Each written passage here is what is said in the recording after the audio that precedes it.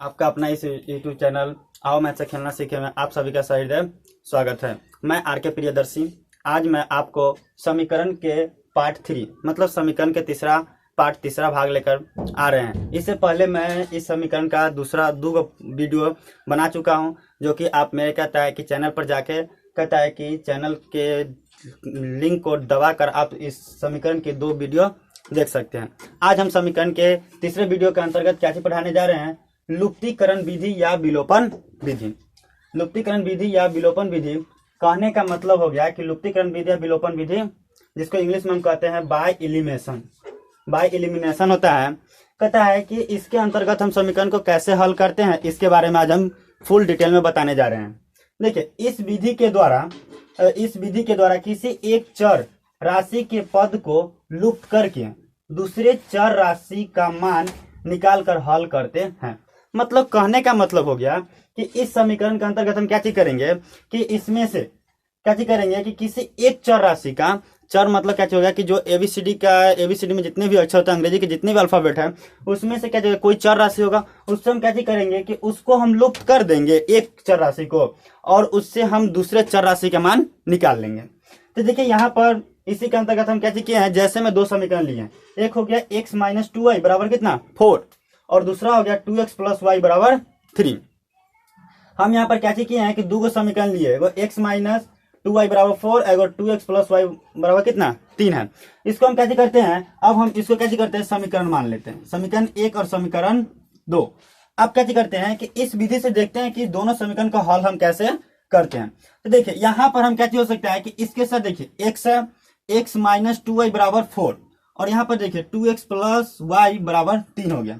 तो देखिए यहाँ पर क्या होगा कि x वाला टर्म न तो y वाला टर्म, इस दोनों टर्म में से किसी एक टर्म को हमको हटाना पड़ेगा। तो कैसे हटाएंगे? तो देखिए यहाँ पर 2y है, तो यहाँ पर 2y रहेगा, तब नहीं दोनों हटेगा। बिल्कुल सही।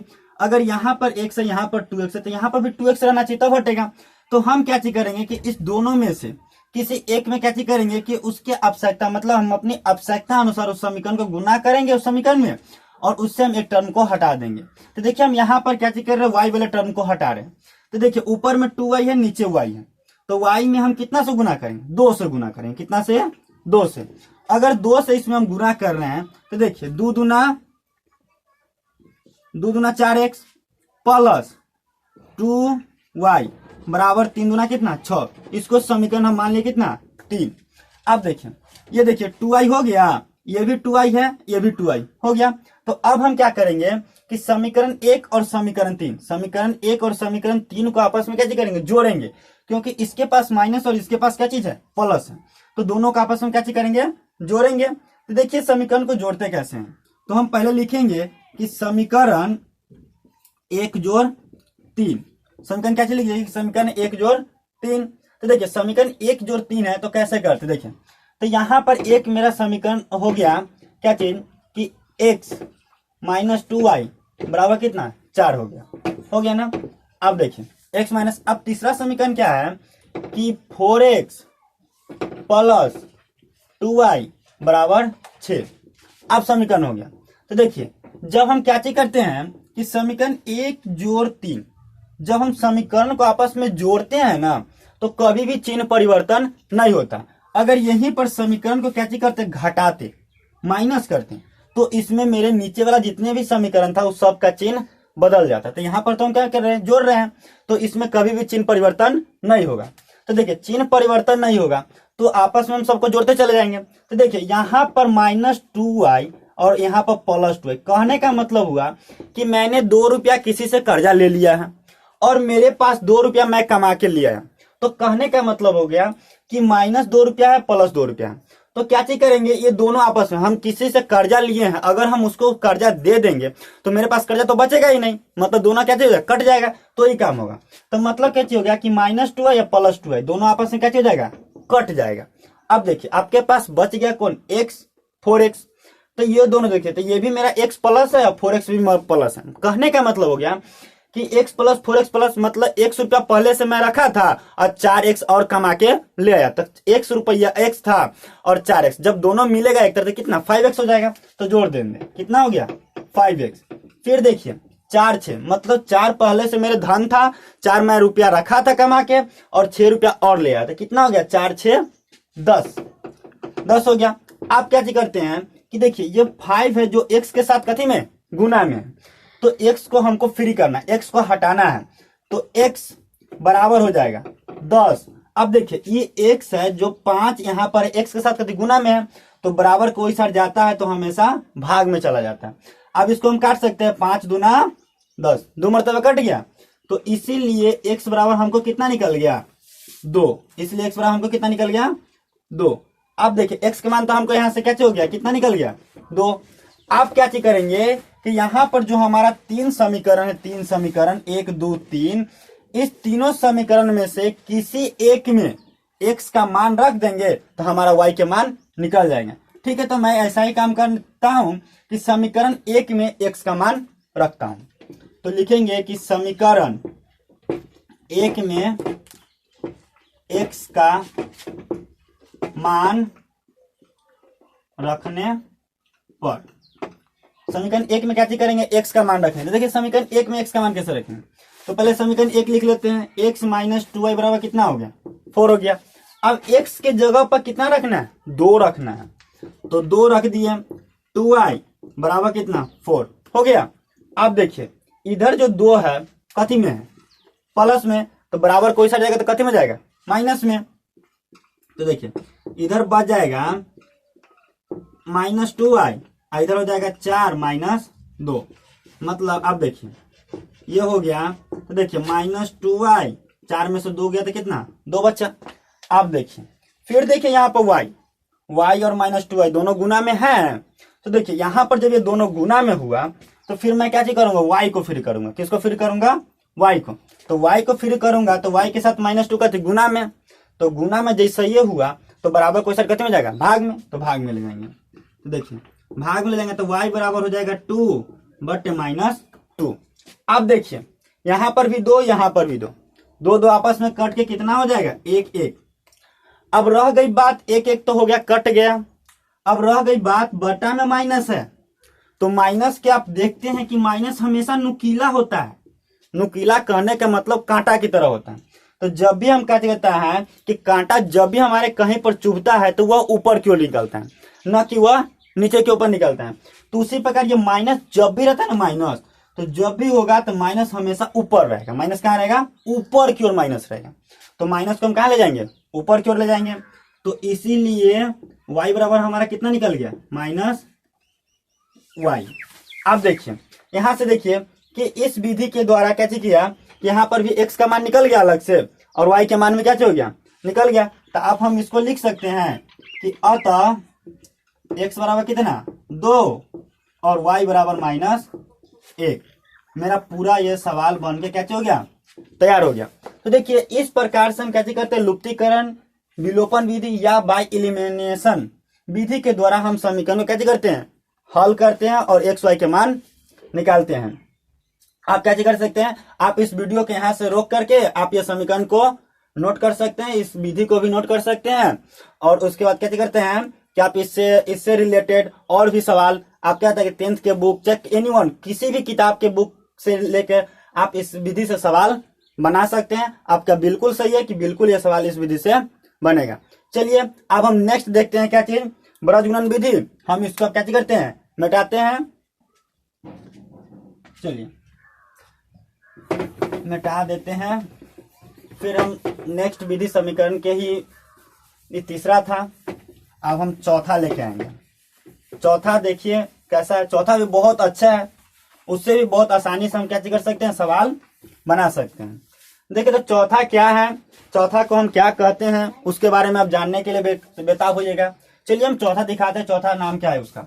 चौथा का नाम है वज्र गुणन। इसका नाम है वज्र गुणन विधि। वज्र गुणन विधि के मतलब हो गया, वज्र गुणन विधि हो गया, तो वज्र गुणन के मतलब क्या हो गया?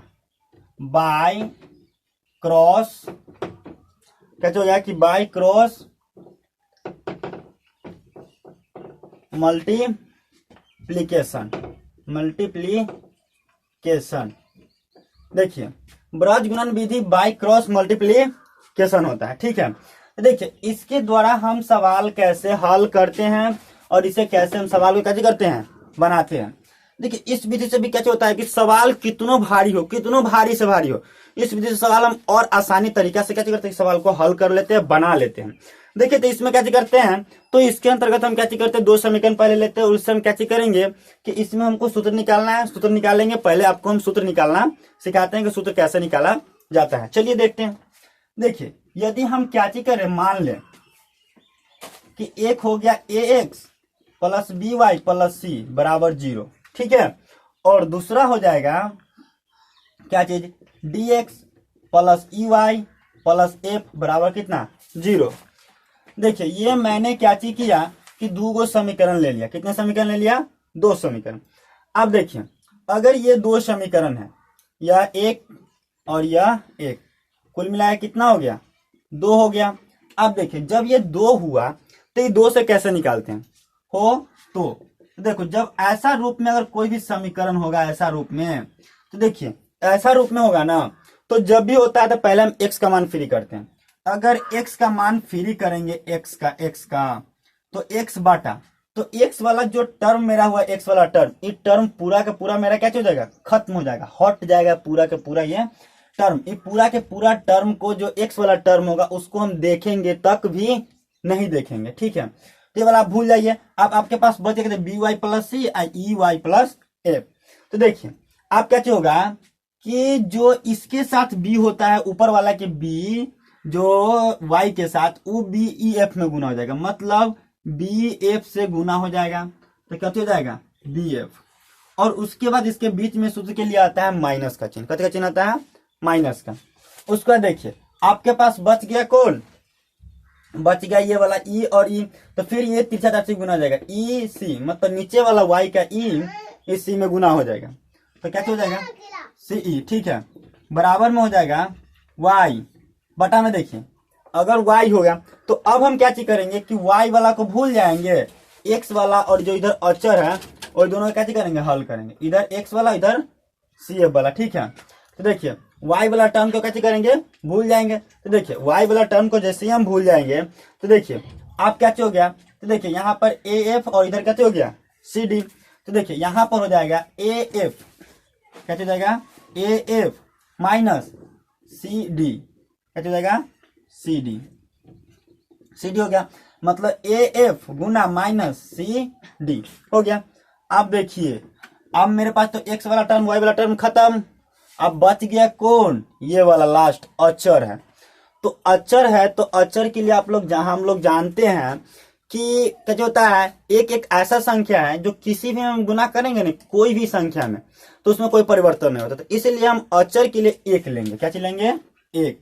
तो एक बटा में क्या हो जाएगा, अगर एक लिए तो यहाँ पर देखिए जो मेरा अचर वाला पद है सी और एफ, ये दोनों आपस में क्या हो जाएगा, हट जाएगा।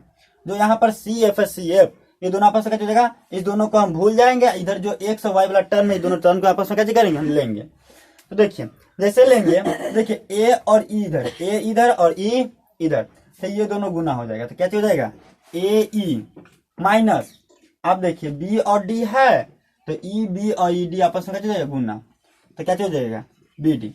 आप देखिए तो इस प्रकार x बटा B F minus C, Y बटा A E A F minus C D और ए बटा 1 बटा A E minus B D आ गया।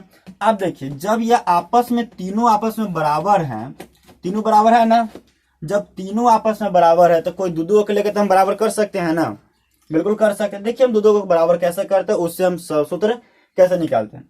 तो देखिए अब हम क्या चीज करेंगे, अब हम करेंगे x बटा में क्या चीज बी एफ माइनस सी ई बराबर में ई वाला टर्म लेंगे 1 बटा A E minus B D आ गया।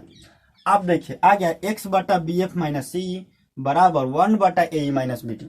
आपको तो इतना समझ में आ गया कि जब ये तीनों आपस में बराबर हैं तो इसमें से कोई दो को हम ले सकते हैं, तो ई वाला टर्म और ई वाला टर्म को आपस में हम क्या कर लिए, ले लिए। अगर ये वाला टर्म ले लिए तो आप देखिए यहाँ से x को हम फ्री करेंगे, किसको फ्री करेंगे, x को, ताकि हम x का मान आसानी से हम क्या कर सके, निकाल सकते हैं। ठीक है, तो देखिए x को फ्री कैसे करते हैं, तो x को जैसे फ्री करेंगे तो यहाँ पर इसको हम तिरछा तार से गुना करते हैं। क्या गुना करते हैं, तिरछा तारछी गुना करेंगे। मतलब क्या होगा कि x को इधर चाहे y को इधर गुना करते हैं, ठीक है। तो क्या हो जाएगा कि अगर यहाँ पर हो तो x वाला टर्म को हम रहने देंगे, x वाला जो ये टर्म है तो उसको हम यहीं पर रहने देते हैं। और देखिए इसको जो नीचे वाला ये वाला टर्म है, ये वाला टर्म, इसको डायरेक्ट हम उठा के इस एक के साथ ले जाएंगे, ठीक है। तो लेके चले जाते हैं। तो क्या हो जाएगा, x बराबर में हो जाएगा BF माइनस CE बट्टा में AE माइनस BD। इस प्रकार आपको क्या हो गया कि x के मान निकल गया। इस विधि से आप क्या कर सकते हैं, x के मान इस सूत्र से आप आसानी से, अगर दो समीकरण दिया हो तो इस सूत्र से आप x का मान निकाल सकते हैं। अब रह गई बात कहती y के मान कैसे निकालेंगे। फिर इसी तरीका से हम y को भी क्या करते हैं, सूत्र निकालते हैं। देखिए तो क्या हो गया कि अब हम y वाला लेते हैं, तो y बटा में हो जाएगा AF माइनस CD। अब बराबर में क्या हो जाएगा कि AF माइनस CD बराबर में हो जाएगा 1 बटे AE माइनस BD। मतलब एक बार लिए x और ये वाला, अब लेंगे y और ये वाला, ठीक है। अब देखिए तो इससे भी देखिए, तो अब फिर जो इस टर्म में हम गुना किए इसको उठा के लाए हैं जना हम उठा के इसको लाए हैं ना, उसी प्रकार हम क्या चीज करेंगे कि तिरछा तारछी गुना होता है। तो जब तिरछा तारछी गुना होता है तो इसको हम क्या चीज करेंगे, इसको उठा के इधर ले गए हैं, तो इसमें भी क्या चीज करेंगे, y को हम फ्री करने के लिए क्या चीज करेंगे, जो इधर वाला टर्म है इसको डायरेक्ट यहाँ से उठा के हम ऊपर की ओर क्या चीज करेंगे, ले जाएंगे, ठीक है। देखिए कैसे ले जाते हैं, तो y बराबर हो जाएगा, इसको जैसे वो उधर ले जाएंगे तो AF माइनस CD बटा में हो जाएगा AE माइनस BD, हो गया। तो देखिए इससे आपका क्या हो गया, x और y दोनों का क्या हुआ, तो निकल गया। अब देखिए अगर आपके पास कोई दो समीकरण, कितनों बड़ा से बड़ा समीकरण दिया रहे हैं, अगर दो चर वाले रैखिक समीकरण हो तो आप इसको क्या कर सकते हैं, आसानी से इस सूत्र और इस सूत्र से क्या कर सकते हैं, निकाल सकते हैं। तो देखिए आप क्या चीज कीजिए, पहले इस विधि से क्या था, जो ब्रजगुणन विधि हम लिखे यहाँ पर बाय क्रॉस मल्टीप्लीकेशन, तो आप इससे क्या चीज करें कि यहाँ पर जिस प्रकार से हम x और y के मान निकाल हैं, आप इसको बढ़िया से क्या चीज करें, वीडियो रोक के आप इसे क्या चीज कर ले, नोट कर ले, और फिर जाके मैं इससे रिलेटेड क्या करूंगा, सवाल बता रहा हूँ अभी जस्ट आगे। अब देखिए इस पे हम सवाल कैसे बनाते हैं इसको हम बताने जा रहे हैं। तो क्या अब हम इसे क्या देते हैं, मिटाते हैं। चलिए देखिए